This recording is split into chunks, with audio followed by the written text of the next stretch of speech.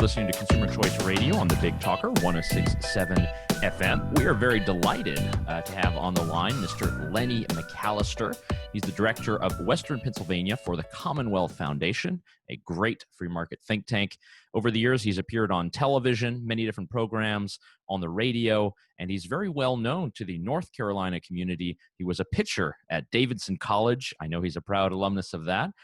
He is also the author of the book, Diary of a Mad Black, Proud Young Conservative, editorials, essays, and articles from a hip-hop Republican. Lenny lives in Pennsylvania, and he's one of the most interesting guys to follow if you want to see what's happening with education reform, if you want to see what's happening with changing our dialogue and the way forward. I think Lenny is a great voice and wanted to have him on the program. So, Lenny, thanks so much for taking the time. Thank you for having me here. It's good to be back on the Big Talker. The last time I was on the Big Talker I was still in North Carolina, probably around 2008, 2009. And that was at a time when I used to travel the state as part of the executive committee for the North Carolina Republican Party. And it's just amazing to look back at those times, what's transpired in North Carolina, and heck, what's transpired over the world. So thank you for the invitation to come back. Of course. And, a fellow son of the state, always happy to have you on, and especially as someone who knows a lot of the happenings that's happening in our state and just the craziness that's abound. So yeah, I guess first off, if we want to give sort of a back intro, how did you end up back in Pennsylvania? What has been sort of your trajectory the last couple of years, just to give a reintroduction, if we can, to both the Big Talker audience and to the podcast audience. So I started this century, Y2K, in North Carolina, finishing up at Davidson College. As I like to tell people, it took me 13 years to get a 4-year degree. I went to school for 3 years, dropped out, supposed to be a semester, ended up being a decade, came back, finished up at Davidson in 2002, married my lovely wife of 18 years, Lainey, who was a Charlotte native. And we were in North Carolina throughout the 2000s. 2010, I left the Carolinas to do a radio show, as a matter of fact, in Chicago, WVON, the Talk of Chicago. It's on the south side of Chicago, where basically I was one of probably 4 Republicans living on the south side and probably one of 2 Black Republicans. But I had a radio show there. I worked at Chicago State as the special assistant to the president. I was a regular contributor to CNN, doing roughly 2 to 4 times a week on CNN, including CNN Saturday morning and oftentimes CNN Sunday morning. Also wrote for the Chicago Defender, also wrote for the Root.com, which at the time was a subsidiary of the Washington Post. Did that for several years, and then due to family circumstances, my son was dealing with some health issues, my now 20-year-old. Who, thank goodness, is doing very well and is now an MLK scholar at NYU. That prompted me to come back to my native Pittsburgh and help him get through high school. He graduated from my alma mater, Shadyside Academy, and we have been here ever since, where I've had an opportunity to do everything from public policy at the Commonwealth Foundation, where you and I worked, to radio, television. I did KDK radio there, as a host there for a couple of years.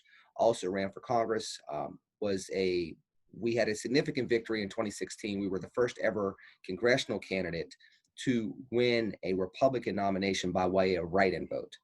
Wow. Basically, you have to have 1,000 write-in votes in order to win the nomination.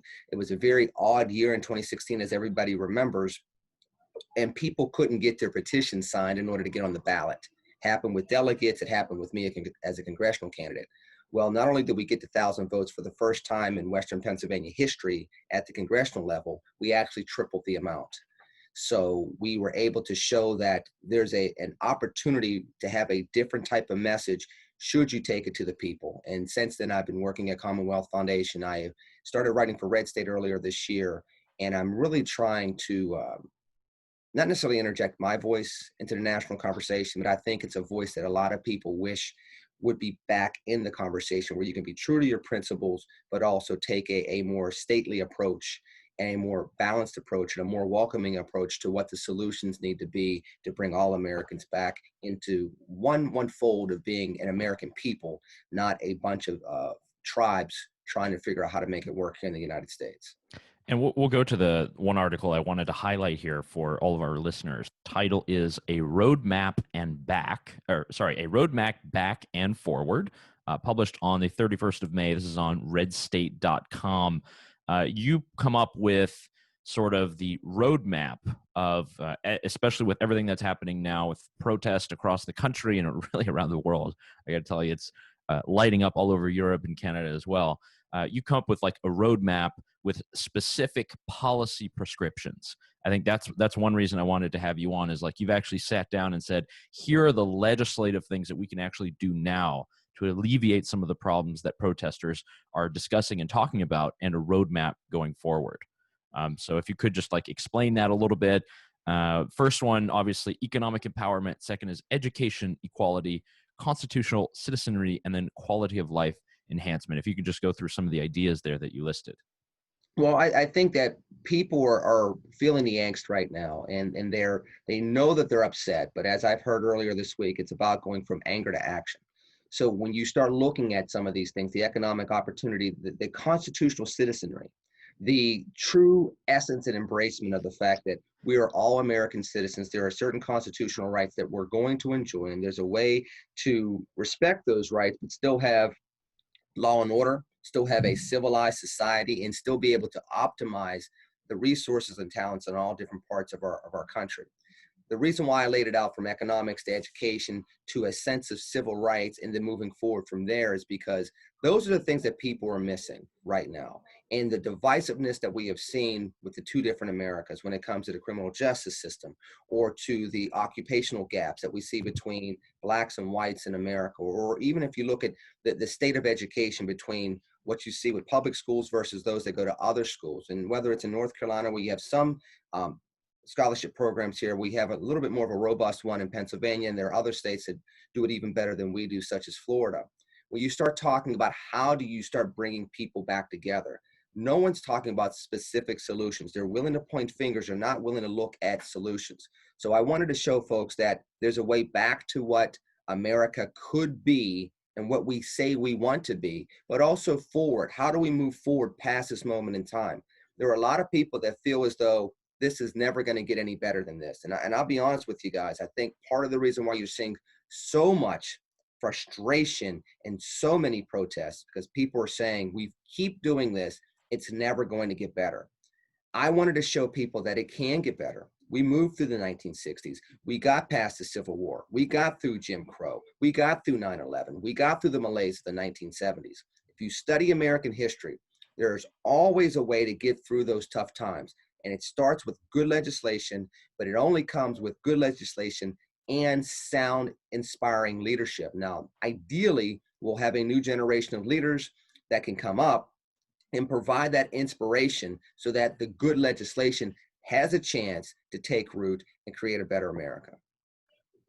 Oh, that's great. And I would really ask all of you guys, we'll link to it in our show notes, this article specifically that Lenny discussed. He's got a little points. But I think David is hot on the mic, so I'll let him ask. Yeah. You bring up leadership, and you have a unique view from kind of the center right or the Republican Party. Many critics would say that the party of Reagan is gone. The Republican Party has lost its way.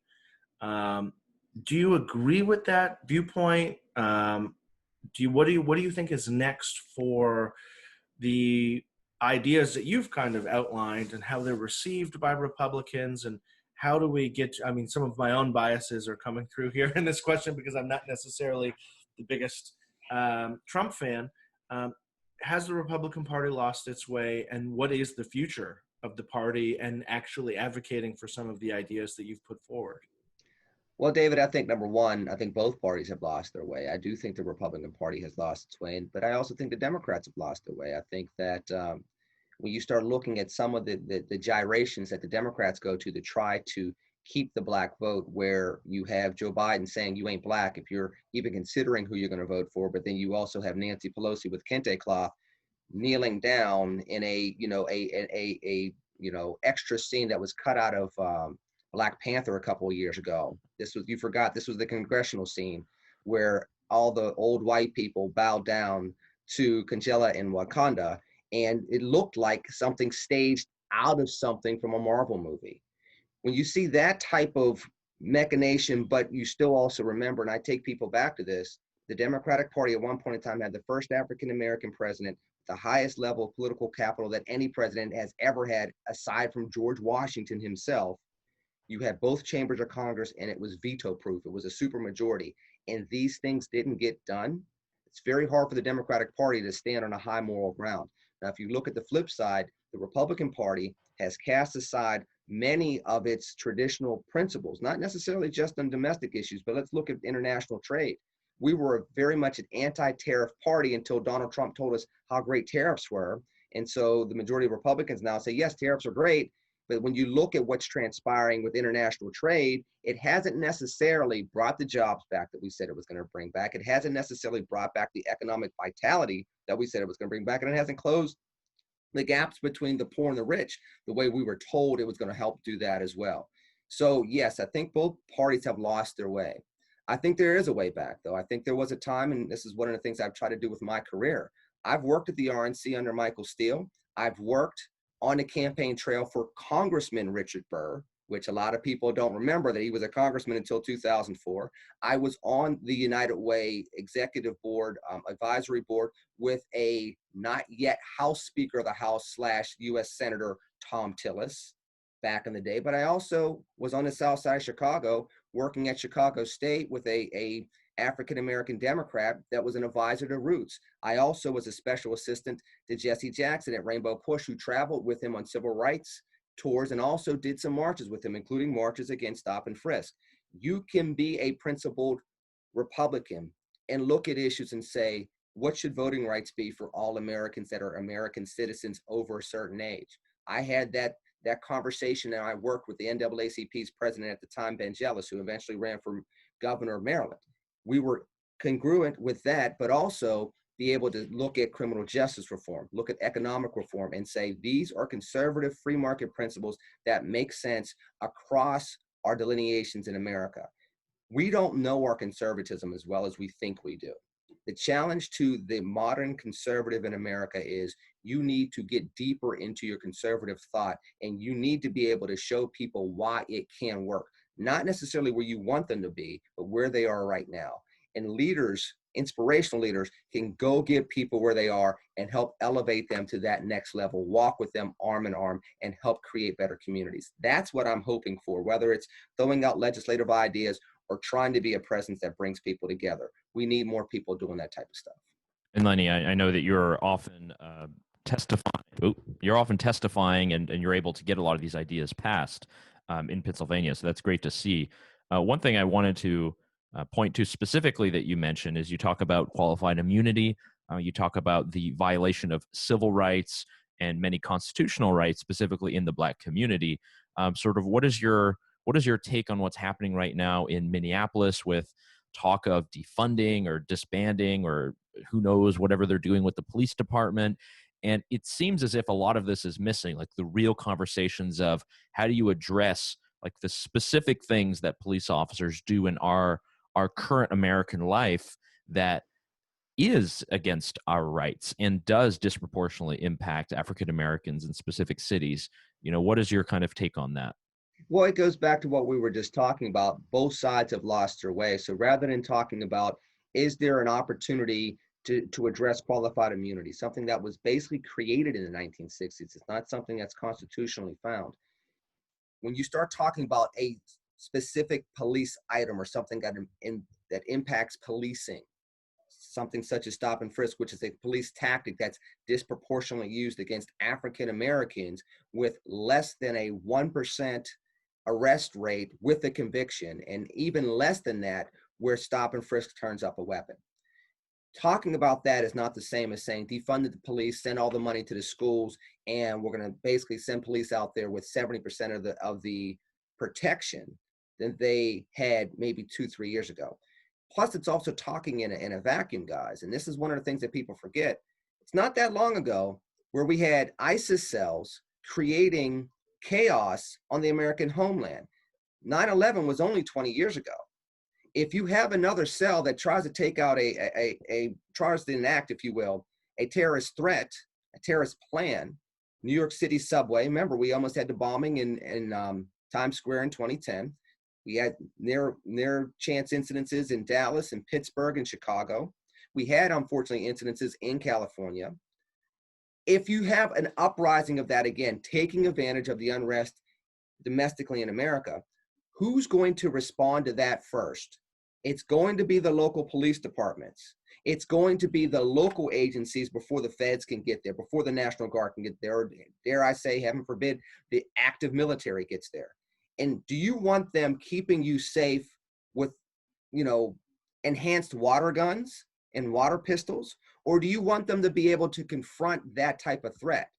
You can appropriately fund the police, but make sure they have the resources that take on that type of threat in the 21st century and not use those type of weapons against Americans purporting their First Amendment rights. You can do both. And again, that goes back to the both sides have lost their way. We're retreating to our corners, which means it's the extreme of the philosophies from the right and from the left. And you don't find any type of common ground. It doesn't make sense from one side to the other and back and forth. There's a way to do this. And I think Minneapolis has some good conversations going on. You see conservatives talking about getting rid of qualified immunity. You're starting to see conservatives such as in the National Review just a little while ago saying we were wrong on stop and frisk. It has not reduced crime. It's only violated civil rights, and we can bring the crime rate down through other ways. So people are having the right conversations, but unfortunately, you're starting to also see that retreating back into the separate camps where one are saying the police have to have every tactic possible, which is not necessarily the case because we still have a constitution. And there's the other side saying defunded the police because they're all racist and they're all bad. And we know that's not true either. There's a way to come common ground, have common sense, and still take substantive steps towards a better future. And do you think that maybe some of this comes down to focus and scope for law enforcement? And when I ask that question, I mean the types of things that law enforcement are kind of incentivized to focus on. Using stop and frisk as an example, more often than not, although it's done under the umbrella of maybe finding potential firearms or weapons, more often than not, it was used to find small amounts of relatively harmless cannabis in many examples. Do you think maybe some of the conversation should be shifting in terms of where police interact with citizens and what their focus is? Because when you bring up the example of terrorism, in my head, it's like, well, that's a no-brainer. That's violent crime. If someone is robbing my house, obviously I want to be able to call someone to be able to show up to the house, and I hope that they're armed. But the flip side of that is that we have a lot of interactions between citizens and police that are, let's say, for victimless crimes or petty crimes that can often turn violent. Is there a solution maybe in that mix in the policy discussion? There is, and I think part of it is better training. I was on a call just last night with Americans for Prosperity and several other groups, including the ACLU, where we were talking about how many laws are in the criminal code. Just say, for example, in the Commonwealth of Pennsylvania, where it's exploded.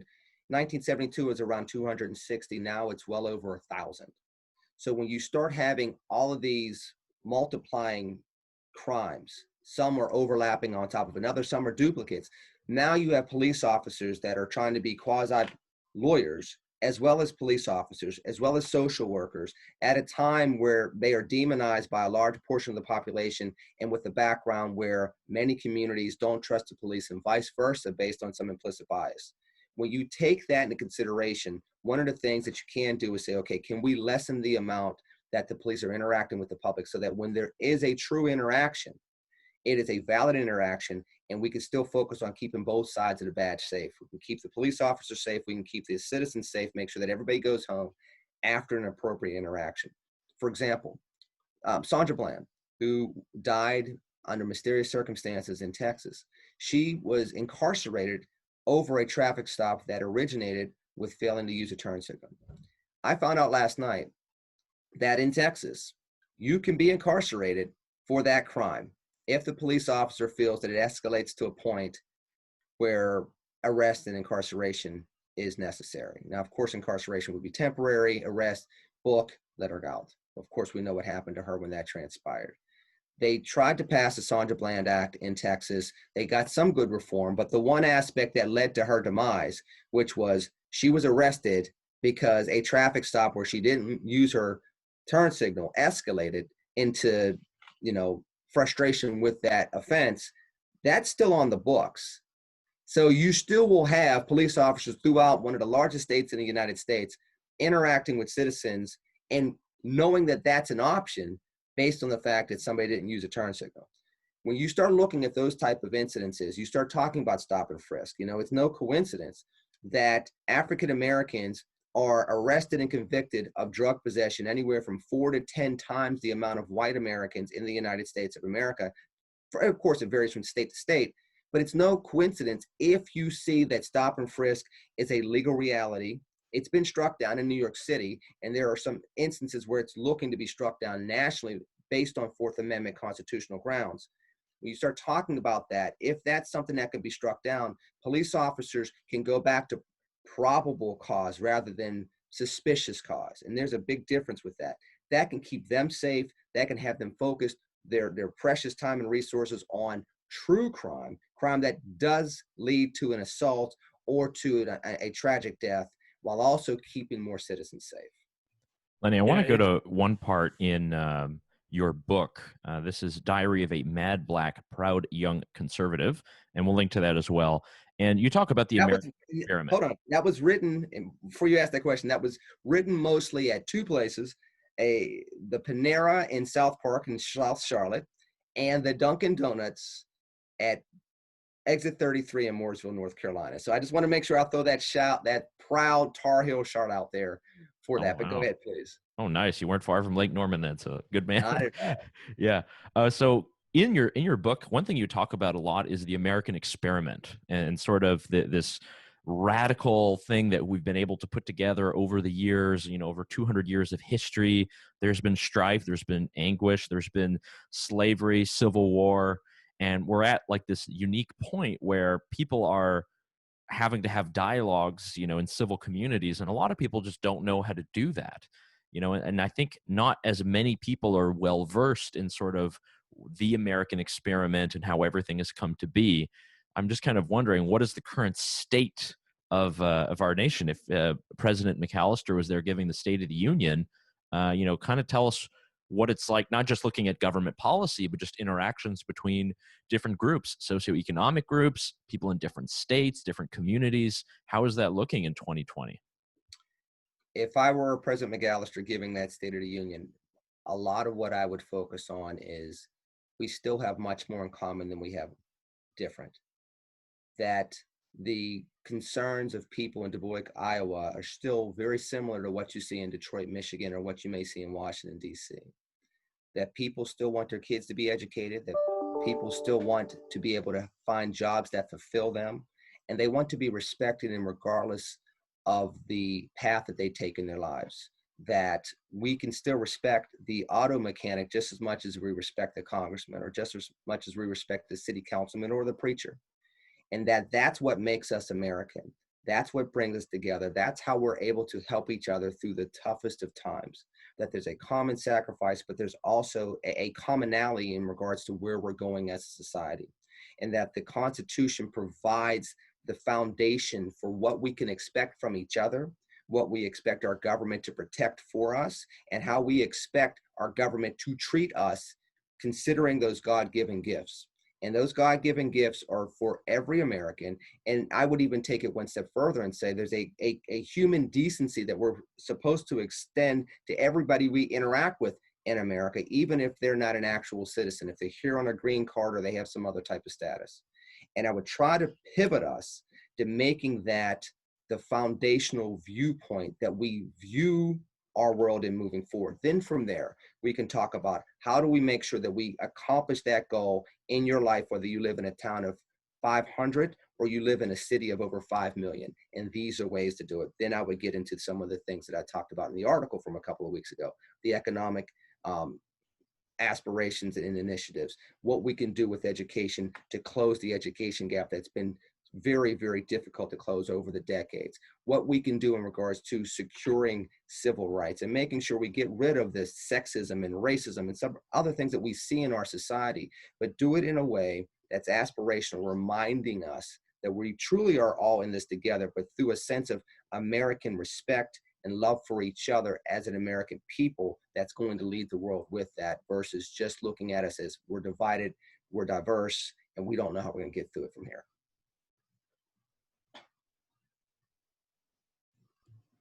So on some of that division, you mentioned, and I want to just go into one of these examples that you've brought up.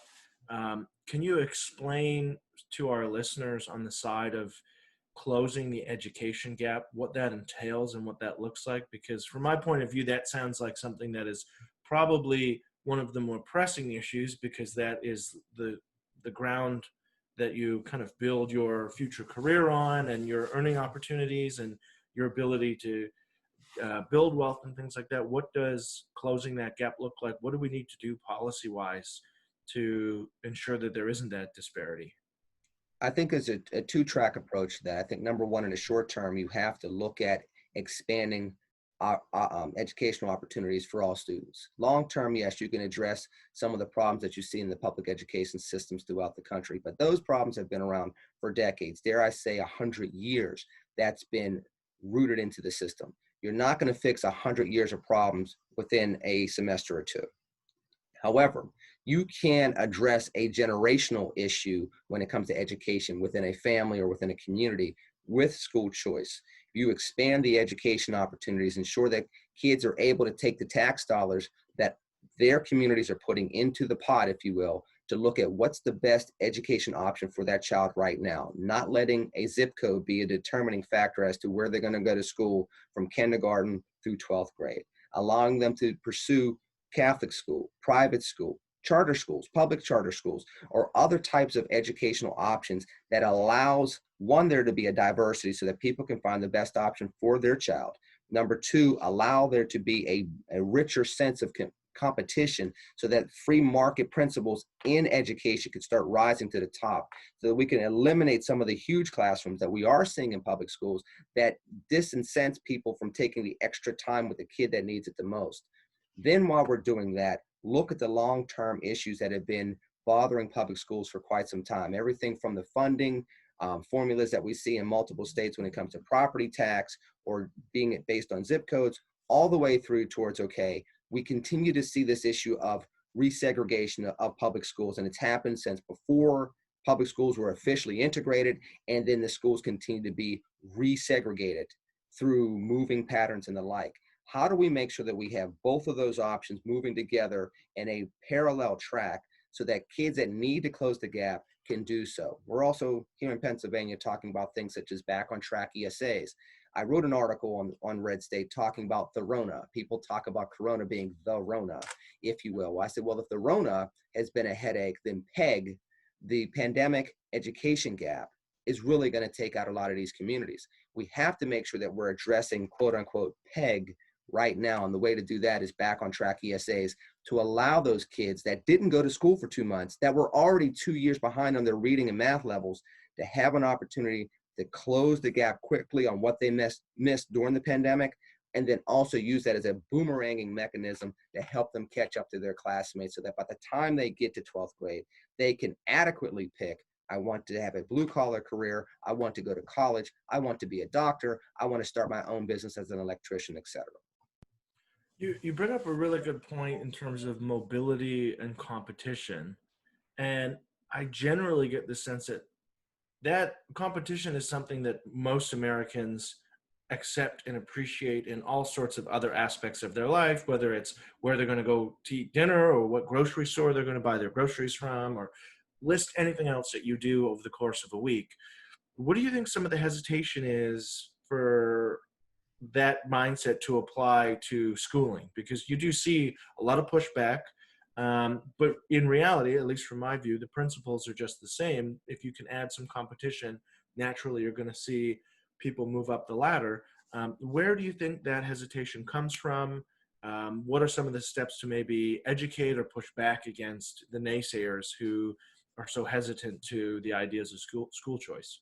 Well, number one, when it comes to schools and communities, we're extremely colloquial. I mean, we have an expression here in Pittsburgh that people don't like to cross bridges, which is ironic because we have the most bridges per capita of any other city in the world.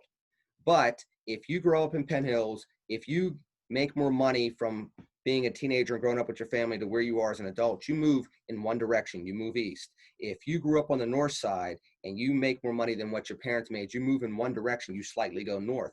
Nobody wants to cross a bridge just to live in another part of town. It's almost sacrilegious to do that here in Pittsburgh. That's just with buying a house. Now, when you start talking about the resegregation of America, where you've had incidences of white flight over the years, where you have people that feel as though I'm never going to be welcomed in certain communities, so they hunker down to where they're used to living, you have these ideologies entrenched. Now, if you go back to the zip code model of schooling, if people are already resegregating themselves as to where they live and where they go to church, you also know the other expression, the most segregated hour in America is 11 o'clock in the morning on a Sunday. So if people don't want to move to different areas and people aren't going to church together, what's the likelihood that they're going to go to school together? Now, if they are not going to school together and they're not getting a similar education, you're not using that competition so that people have options, then you find on the yield 15, 20 years later, the occupation gaps that you see in places such as Pittsburgh, where an African-American man is more inclined to have a broom and a dustpan in his hand going to work than he is to put on a button-down shirt. Not even a button-down shirt and a tie, not even any, be a lawyer or anything else. Literally putting on a button-down shirt, he is more inclined to have that broom and a dustpan. It's soup to nuts. So what you have to do, back to your original question, is you have to break that model down. You have to show that not only is it about the competition, it's about the re-pursuit of the American dream for all of Americans. And that's what this is all supposed to be about. I think when people are talking about George Floyd and they're talking about the frustration in America, yes, there's obviously something wrong with what happened in Minneapolis on Memorial Day. But it's more than that. The frustration is, when do we get to truly chase the American dream? There's a way of doing it without necessarily breaking up windows or busting down, breaking down police cars or physically confronting the police. But the way you do that is to a true analysis of where are we, what has worked. Education has worked in America. Economic development and reinvestment has worked in America. We have seen, when we cleave to our Constitution, that people have more of a sense of stability and a sense that there will be justice. And as a result of that, people are more inclined to push harder, to work with each other and be more cooperative and collaborative. These are things we need to go back to as well. Use the energy of the protest to bring about some powerful legislation moving forward and implement it in a way that has a true altruistic intent to get the best of America. Because the truth of the matter is, going back to competition, we're competing with a different globe now. When we were going through this in the 60s and the 70s, the Soviet Union was a closed market. China was a closed market. India was a closed market. So you start talking about where we are in 2020, India and China both have over 1 billion people by themselves. They have 3 times the American market. The Soviet Union is no longer the Soviet Union, obviously. So if we're going to compete and remain the global leader economically, politically, militarily, we have to start enriching all of our American talent. We waste too much talent through some of these domestic issues. The way to keep America safe from a national security perspective is to get rid of some of the scourge that we've had in our domestic society for far too long. Lenny, you spoke about the division between the hour of church, and obviously it's a big divide in American society. I think one thing that a lot of people are not very privy to, specifically if we look at the Black community, is just the complete diversity of opinions. I think that's kind of what Joe Biden, speaking with Charlemagne the God, says, if you don't vote for me, ain't black, all this kind of thing. But there is actually a very big diversity of opinion that perhaps never really comes out, or we don't really see debated, but these kind of things exist, much like in every single community. Indian Americans, specifically, the Irish up in the north, if you have the Hispanics, let's say from Cuba, who have a completely different way of thinking than those who might be in Texas, from other countries. Can you just speak about, from your position, because you're someone who's a very well-known conservative, you're someone who has had success in multiple states, been able to kind of go around. What is the kind of state right now of diversity of opinion, I guess, right now in the Black community, and are more conservative voices also going to have a leadership role as well? Because I think that's one thing that we just never really know. What are the opinions to listen to? Who's gaining a following? And what is the trajectory of ideas to come? I think that there's very much an opportunity for there to be shown that there's a robust nature of diversity within the African American community when it comes to public policy, when it comes to politics. The problem is that you find that African Americans don't think that there's a true diversity of outlets through which they can vote, through which they can support.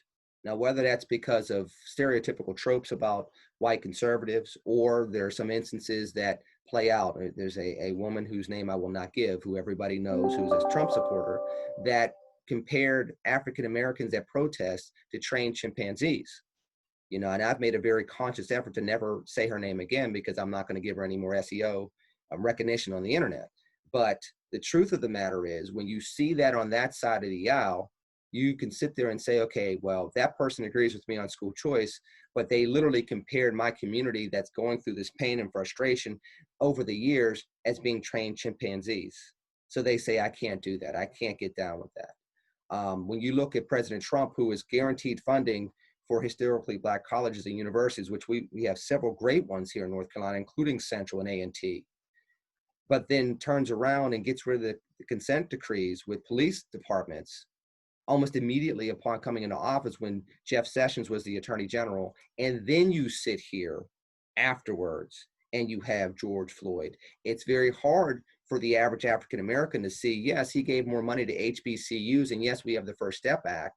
But the flip side is, he basically said, police officers, you don't need this burden on you. And then he gave a speech in 2017, if you remember, saying, well, if you arrest those guys, you don't even have to dump your head as low. You can let them hit their head on the car a couple of times if you need to. They see both of that. So they say, you know what, I could agree with that policy, but I can't get down with that. The goal moving forward, I think in 2020 and beyond, is to capitalize on the frustration that African Americans are having with the political dynamic overall. They are frustrated with Democrats. They're tired of getting the lip service from Democrats. How can you poll 90% of African American primary voters in the Democratic Party in 2020 are for expanded school choice? Every single presidential candidate was against expanded school choice. Poor Cory Booker must have felt like a flapjack, because every time you turn around, he was flipping to a new side on the issue, and then was out of the race and went back to how he was when he was mayor of Newark and how he was going into being a U.S. Senator initially out of New Jersey. There are opportunities to show that you can feel safe taking this position. Ideally, we'll get to a point in time where there are African American candidates in significant roles saying, you can be safe voting for me because I have your community's best interest at heart, and I'm still a Republican, and I'm still a principled conservative, and I still believe in free markets. We haven't quite gotten there yet, but African Americans are showing us collectively that they are looking at those options, and from an ideological standpoint, they agree with that. I mean, Roland Martin's one of the most prominent African American political commentators in the country. He came to Philadelphia to talk about, is school choice the Black choice, with Commonwealth Foundation just May of last year. Steve Perry was also on stage with us just last year with the charter school movement, the school choice expansion movement, out of a city that has some of the biggest economic disparities in the country. People want options, but the next step that we have to take is we show them that there are things they agree with us on. They have to see that we can be true partners through the long term. And then from there, we can have our disagreements, but we have a true friendship, true partnership, and dare I say, a true interaction as American citizens that respect each other on both sides. That is Lenny McAllister of the Commonwealth Foundation. Lenny, how can people follow your work, your writing, and everything else that you're doing? Well, number one, please, first of all, I appreciate the time being back here and talking to the good folks in North Carolina. I love them, and I miss the Carolinas, definitely do. I can tell you my Carolina wife misses some Bojangles as well. So that's number one. Number two, you can follow me on Twitter. It's very simple. My first and last name, LennyMcAllister. You can also go to follow me on Facebook. I hope that you will read my RedState articles. They will be out twice a week. Sundays and Thursdays are the initial publication date. We will also continue to do good work at Commonwealth Foundation with the team there. And I will, my goal and my prayer is to be able to be a conduit for change. And I appreciate you both giving me the opportunity to talk about that today. Cheers. Thanks so much, Lenny. All the best to you. Yeah, thank you. Thank you. God bless you all. All right.